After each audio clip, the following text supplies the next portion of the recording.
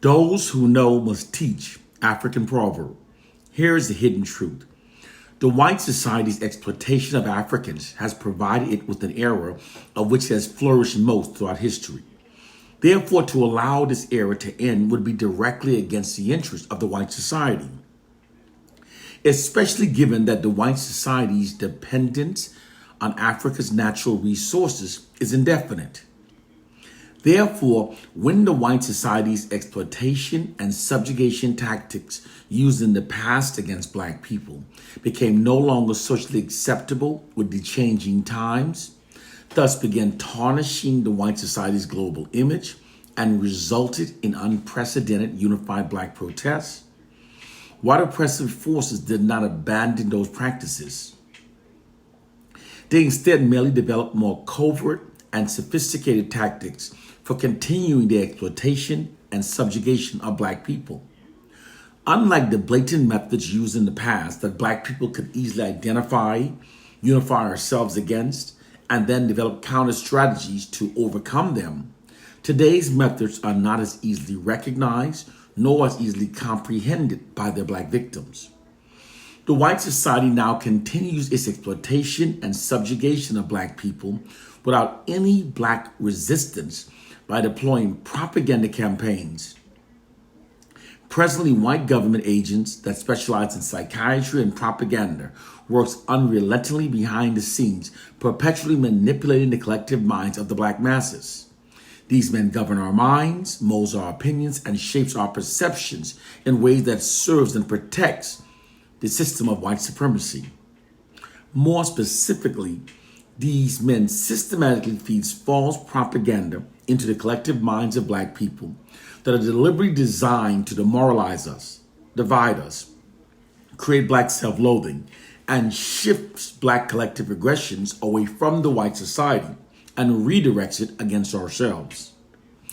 Keeping the black masses within this collective condition is how white oppressive forces now prevents us from unifying ourselves against the white society.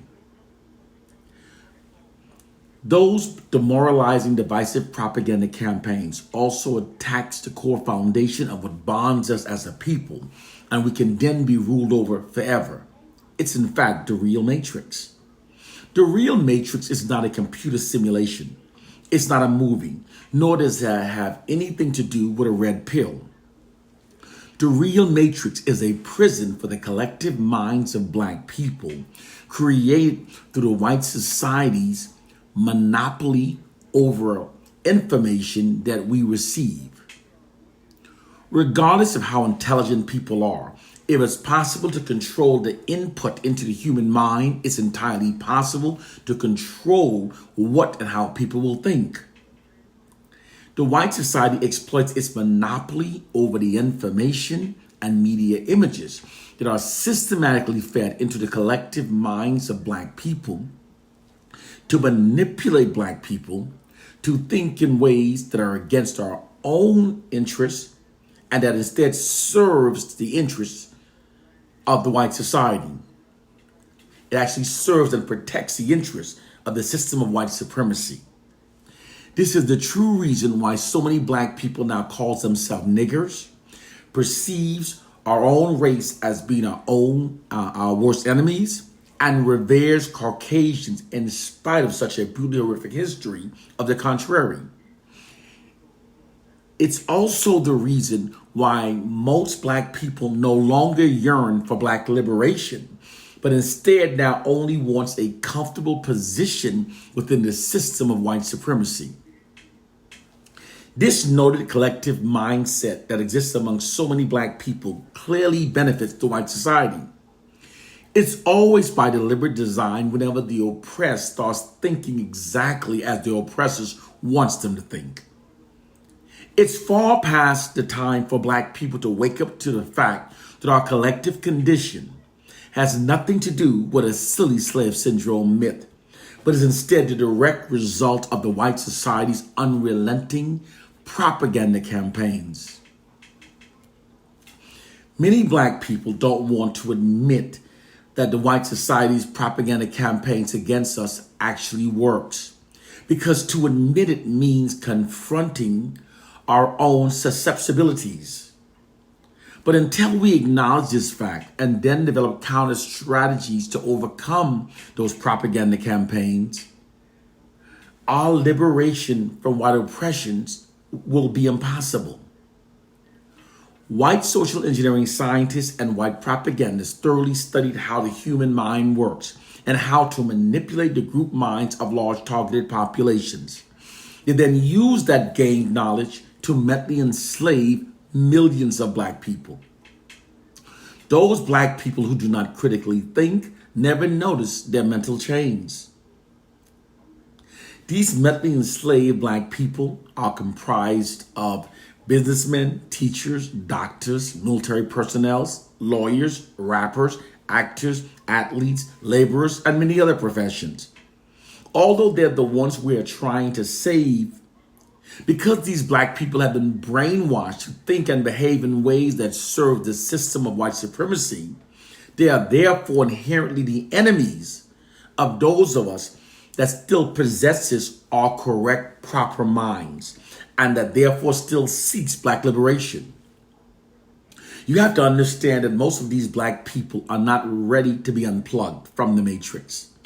Their minds are so mentally enslaved that they literally fight against those of us who tries to free their minds. Many of them are so inert, so hopelessly dependent on the system of white supremacy that they will fight to protect it. Not all wars are fought on the battlefield. Most are fought in the mind. It's a fact that most black people must learn in order to emancipate ourselves from white mental slavery. Until we break the monopoly the white oppressors have over our collective minds, liberation is not only impossible, it is in fact unthinkable. That's a quote from Neely Fuller Jr. White governments don't want intelligent, critical thinking black populations that are able to see the truth of our plight and condition.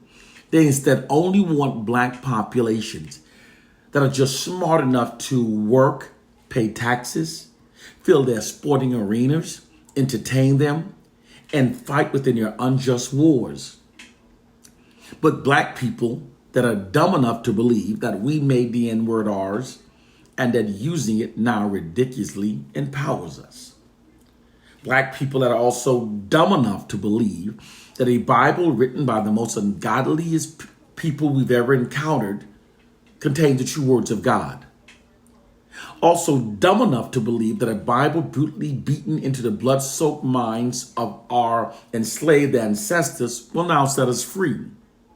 Also dumb enough to believe that we're being controlled by a silly slave syndrome myth. And also black people that are dumb enough to believe that the white establishment has moved past its racist proclivity and that it's therefore we that are now our own worst enemies. Our problem is that the ignorant ones have been made overconfident and the intelligent ones have been made self-doubting. Therefore, they remain quiet. This silence among the intelligent ones allows the beliefs held by the ignorant ones to prevail throughout the black community, mentally enslaving the masses. Black people, it's time to wake up. It's time to stop believing in things that literally insults our own intelligence and open our eyes to our reality. It's time to wake up. One love and peace.